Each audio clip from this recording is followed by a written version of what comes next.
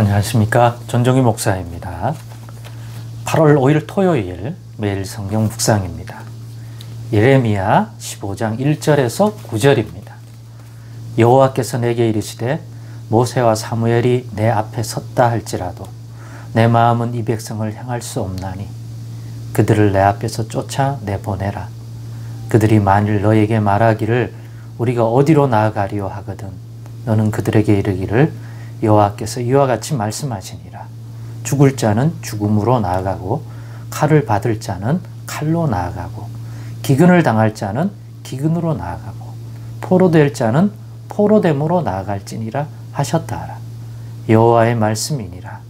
내가 그들을 네 가지로 벌하리니 곧 죽이는 칼과 찢는 개와 삼켜 멸하는 공중의 새와 땅의 짐승으로 할 것이며 유다 왕 히스기야의 아들 므낫세가 예루살렘에 행한 것으로 말미암아 내가 그들을 세계 여러 민족 가운데 흩으리라.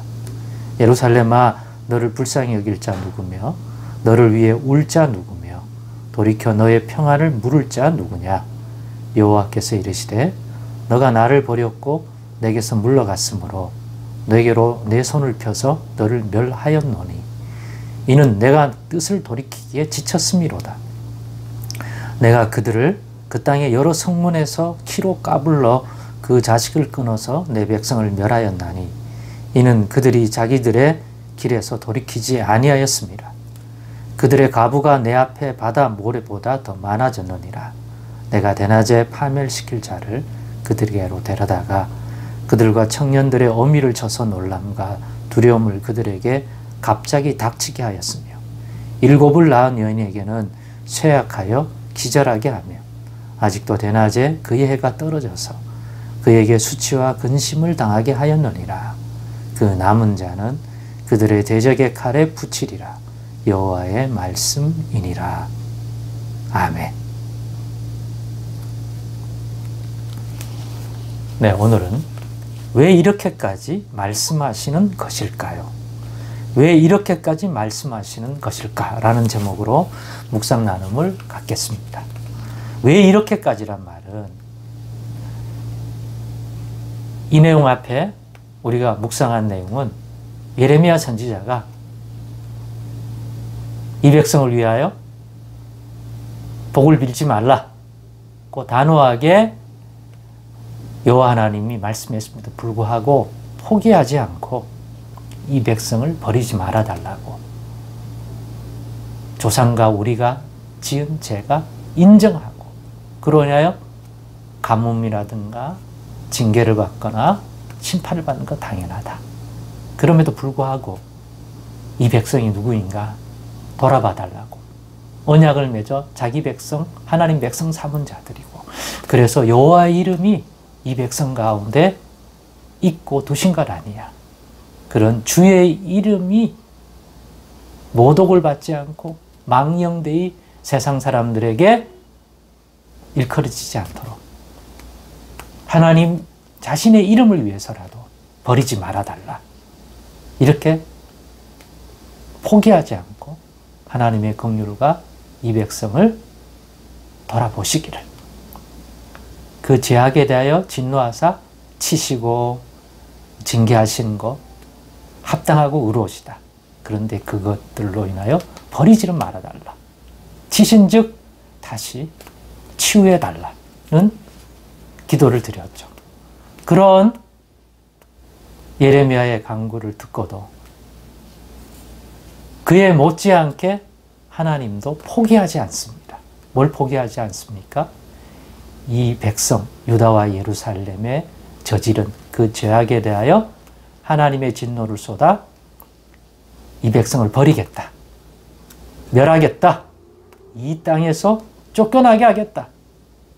그렇게 하면 하나님이 주신 땅에서 이 백성이 더 이상 살지 못하고 쫓겨나면 여호와 하나님 자신도 어떠한 모독을 세상 사람들에게 이방인에게 받을지 알매도 불구하고 그럼에도 불구하고 이 백성을 향한 하나님이 정하신 이 심판 결코 돌이키지 않는다. 버릴 것이다. 쫓겨나게 할 것이고 수치를 당하여 남의 나라의 포로가 되고 또 어떤 사람은 그 땅에서 죽임을 당하고 기타 등등 내가 너에게 말하여 전달하라고 했던 그 심판 모두 임할 것이다. 이 백성의 이러한 심판하신다는 여호와 하나님의 뜻 더욱 굳게 세우시고 변할 수 없다고 예레미야에게 말해주는 것을 봅니다. 오죽했으면 너 말고 모세가 와도 사무엘이 와도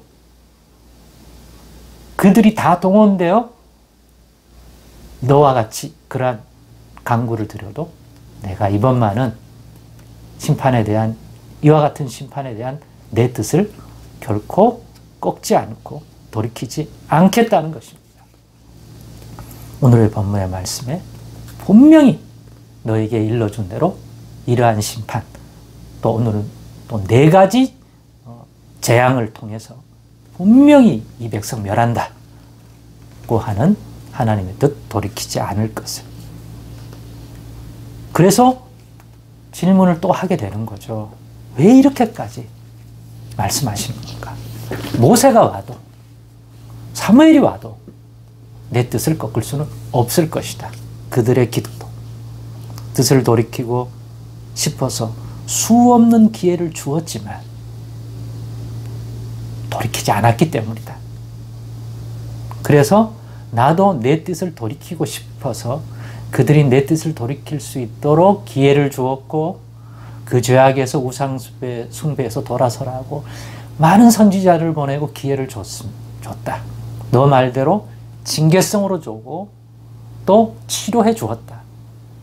그렇게 하기를 얼마나 많이 반복한지 모릅니다. 그러나 결코 돌이키지 않더라. 진심으로 돌아서지 않더라. 그래서 이와 같은 심판을 확정한 것이다. 돌이키지 않을 것이다.